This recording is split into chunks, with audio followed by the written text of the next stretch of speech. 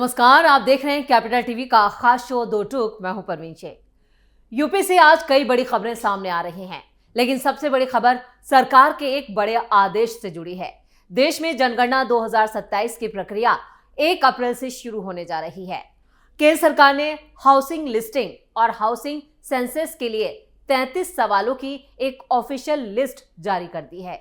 इस चरण में जनगणना अधिकारी घर घर जाकर मकान की बनावट, बिजली, पानी, इंटरनेट, गाड़ी और अनाज से जुड़ी ऐसी बुनियादी सुविधाओं की जानकारी जुटाएंगे। ये अभियान 30 सितंबर 2026 तक चलेगा और इसी डेटा के आधार पर भविष्य की सरकारी योजनाएं तैयार की जाएंगी। यानी कि एक बड़ा कदम, जिसके लिए विपक्ष भी लगातार मांग कर रहा था और आखिरकार सरकार ने इसके लिए गजेटेड यानी कि अधिसूचना जारी कर दी। लेकिन इस प्लान से अखिलेश यादव खुश नहीं है, जिसको लेकर कई सवाल उन्होंने खड़े कर दिए हैं। जनगणना 2027 की अधिसूचना जारी, मकान से इंटरनेट तक की जानकारी, सरकार लेगी लोगों की पूरी जानकारी, 33 क्वेश्चन लिस्ट पर उठे सवाल।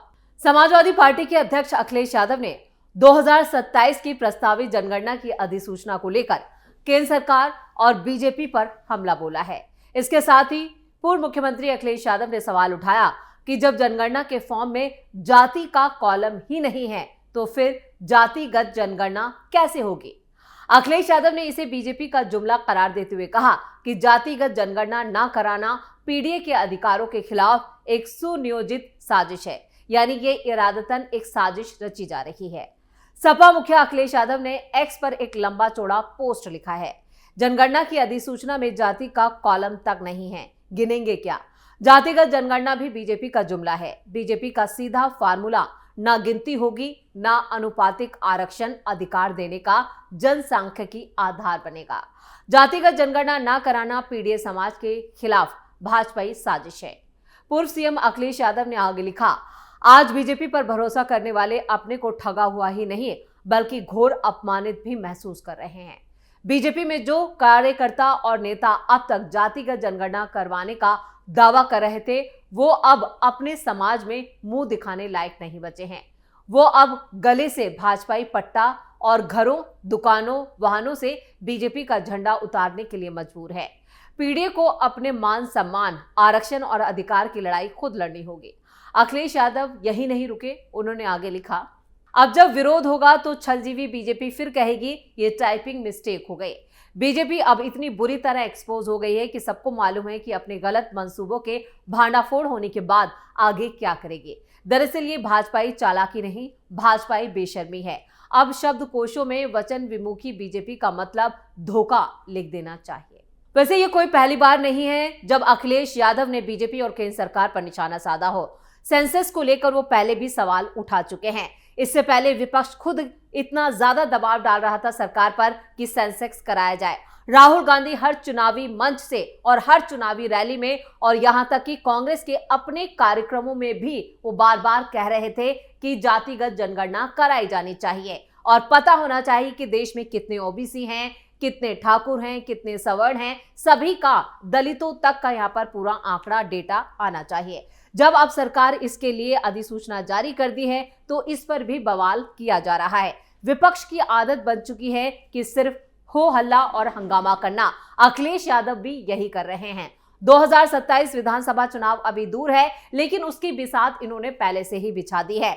अब जब सरकार सेंसेक्स करा रही है, उसकी अधिसूचना जारी कर दी है और एक डेडलाइन भी तय कर दी गई है कि सितंबर तक ये काम पूरा हो जाएगा, उसको लेकर अब ये कह रहे हैं कि इसमें जाति का कॉलम ही नहीं है, तो कैसे पता चलेगा कि कितने लोग किस जाति के हैं। यानी जाति में बांटना, हिंदुओं का बंटवारा करना, बस यही मकसद विपक्ष का रह गया है और वही अखिलेश यादव कर रहे हैं। जो उन्होंने सोशल मीडिया एक्स पर एक लंबा चौड़ा ये पोस्ट साझा किया है, इस पोस्ट को ही लेकर वो घिरते हुए नजर आ रहे हैं। अखिलेश यादव ने खुद 2024 लोकसभा चुनाव में चुनाव प्रचार के दौरान बार बार इस बात को उठाया था कि सरकार सेंसेक्स नहीं करा रही है, सेंसेक्स से अपने कदम पीछे हटा रही है, क्योंकि वो नहीं चाहती कि पता चले कि किस जाति के कितने लोग हैं। और अब जब सरकार इसके लिए राजी हुई, जब ऐलान किया गया कि सेंसेक्स कराया जाएगा, संसद में खुद इसका ऐलान किया गया था पार्लियामेंट सेशन के दौरान, तो उस दौरान भी अखिलेश यादव और उनके सांसदों ने खूब हंगामा किया था। अब इसको लेकर अधिसूचना जारी कर दी गई है, तब भी उनके पेट में दर्द हो रहा है। वैसे अखिलेश यादव अकेले नहीं है, अभी तो उन्हीं का ये पोस्ट आया है। इसमें कांग्रेस भी शामिल होगी, विपक्ष के तमाम दल शामिल होंगे और अनर्गल बयानबाजी भी शुरू होगी। अलग अलग तर्क दिए जाएंगे, बताया जाएगा कि इसमें ये कमी है, ये सवाल नहीं पूछा गया, और जबकि 33 सवालों की जो लिस्ट है वो सबके सामने है।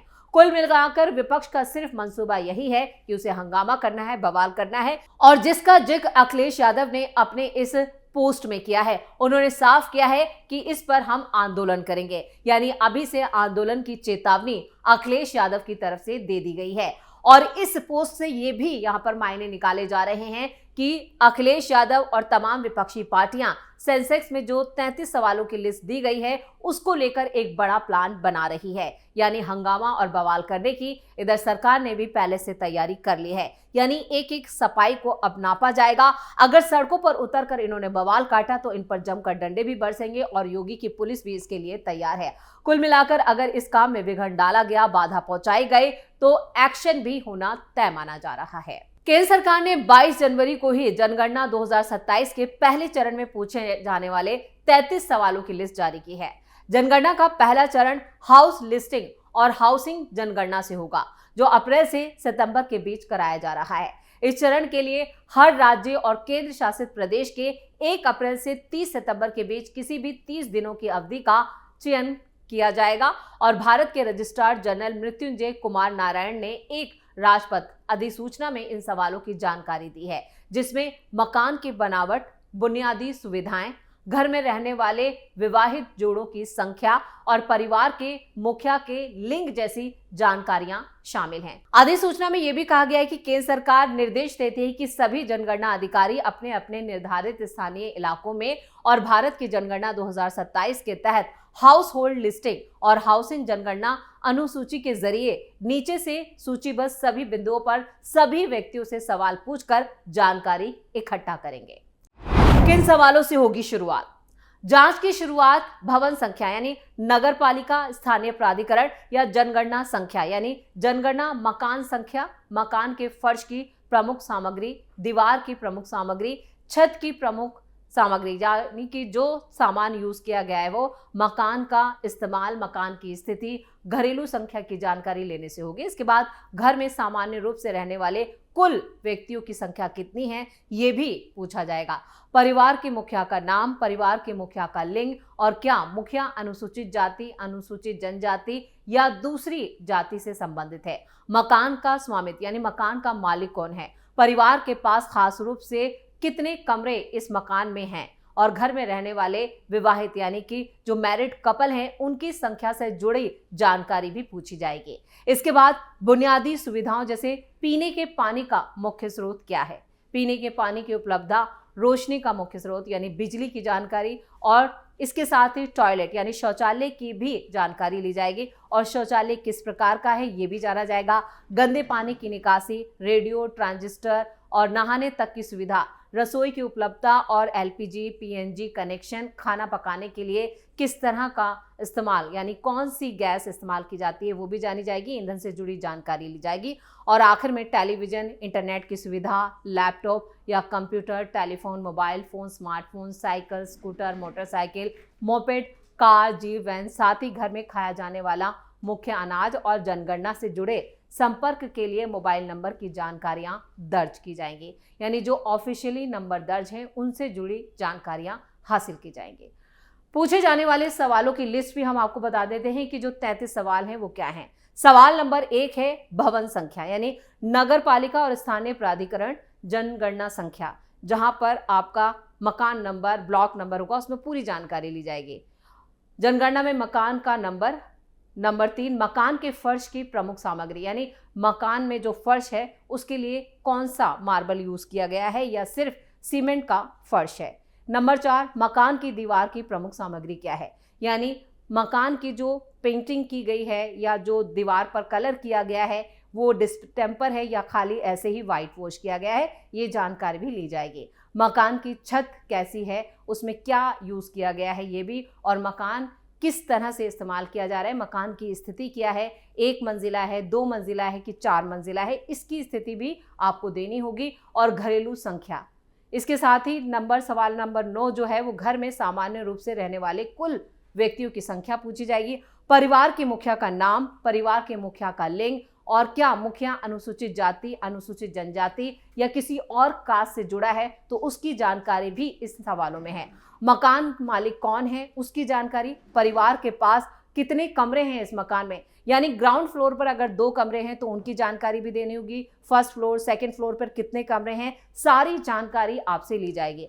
घर में रहने वाले जो मैरिड कपल हैं, विवाहित जोड़े, उनकी संख्या कितना है, पीने के पानी का मुख्य स्रोत क्या है, यानी आप ग्राउंड वाटर यूज करते हैं या फिर पानी की सप्लाई की जाती है, पीने के पानी की उपलब्धता यानी पानी कितना, आप कितनी टंकी पानी की आपने रख रखी है, कितना पानी आप स्टोर करते हो, इसकी जानकारी देनी होगी। और बिजली यानी कि बिजली की खपत कितनी है, पूरी जानकारी ये भी होगी। इसके साथ टॉयलेट की जानकारी और टॉयलेट किस तरह का बना है, आप इंडियन टॉयलेट यूज़ करते हैं या फिर वेस्टर्न टॉयलेट यूज़ करते हैं, ये भी इस सवाल का जवाब भी है। वहीं गंदे पानी की निकासी यानी पानी का एग्जिट जो है वो क्या है, और नहाने के पानी की सुविधा यानी कि बाथरूम आपका किस तरह का बना है, रसोई गैस में आप एलपीजी पीएनजी कनेक्शन की उपलब्धता है या नहीं, ये भी बताना होगा। खाना पकाने के लिए आप मुख्य रूप से क्या ईंधन यूज करते हैं वो भी बताना होगा। घर में रेडियो है या ट्रांजिस्टर है, टेलीविजन, इंटरनेट की सुविधा, laptop, computer, telephone, mobile, smartphone, इसकी भी जानकारी देनी होगी कि कितने स्मार्टफोन है और कौन कौन स्मार्टफोन यूज करता है। साथ ही आपके घर में साइकिल है, स्कूटर है, मोटरसाइकिल है, मोपेड है और कार में आपके पास अगर दो पहिया वाहन है तो उसकी जानकारी देनी होगी। साथ ही 4 पहिया वाहन की जानकारी भी आपको देनी होगी। घर में खाया जाने वाला खाना यानी कि अनाज, वो क्या यूज होता है वो भी, और साथ ही साथ जो मुखिया का मोबाइल नंबर है उसकी जानकारी भी आपको देनी होगी। कुल मिलाकर ये 33 सवाल हैं और इसमें जाति का कॉलम नहीं है। इसी को लेकर अखिलेश यादव हंगामा कर रहे हैं। करीब 11,718 करोड़ रुपए की लागत से होने वाली ये विशाल जनगणना 2 चरणों में पूरी कराई जाएगी। पहला चरण अप्रैल से सितंबर के बीच हाउसिंग लिस्टिंग और हाउसिंग जनगणना से होगा, जबकि दूसरा चरण फरवरी 2027 में जनगणना गणना के रूप में पूरा किया जाएगा।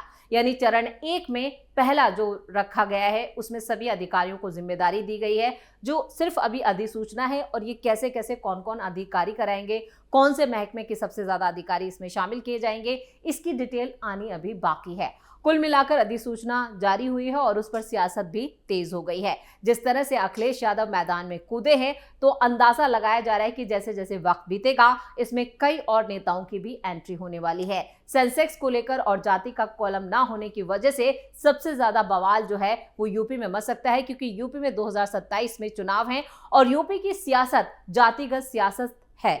वहां पर जातियां काफी अहम है, समीकरण तय किए जाते हैं, कौन सी जाति के कितने हैं और कौन सी जाति के लोग किसे वोट देते हैं, ये यूपी की सियासत का एक बड़ा फैक्टर है, इसे नजरअंदाज नहीं किया जा सकता।